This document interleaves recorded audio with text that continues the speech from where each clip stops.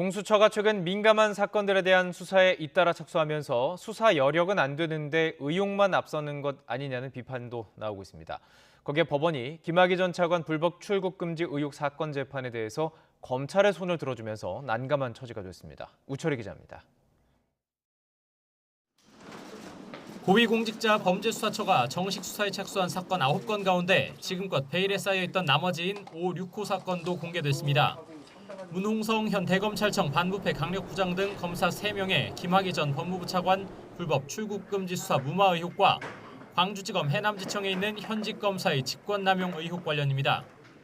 1, 2호 사건인 조희연 서울시 교육감의 해직교사 특혜 채용 의혹을 제외하곤 모두 전 현직 검사들이 수사 대상입니다. 무게감들이 적지 않은 사건이지만 수사 역량의 한계가 거론됩니다.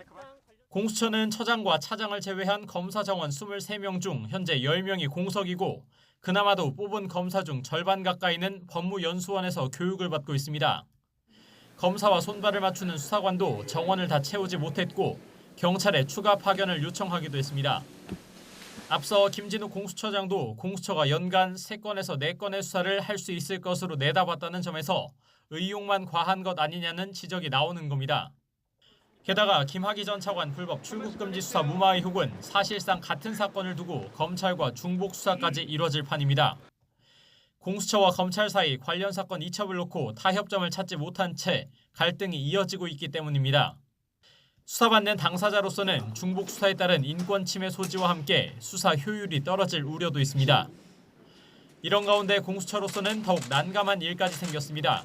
김학의 전 차관 불법 출국금지 의혹 사건 재판에서 법원이 공수처의 유보부 이첩 주장에 대해 사실상 검찰의 손을 들어준 겁니다. 재판부는 사건 핵심 인물인 이규원 검사에 대한 검찰의 공소 제기가 위법하다는 명확한 근거를 찾지 못해 본안 심리를 진행하겠다고 밝혔습니다. 이에 대해 공수처는 사법부의 판단을 계속 지켜보겠다는 원론적인 입장만 내놨습니다. 수많은 논란에 대해 김진욱 공수처장이 아직 직접 뚜렷한 입장을 밝힌 적은 없습니다.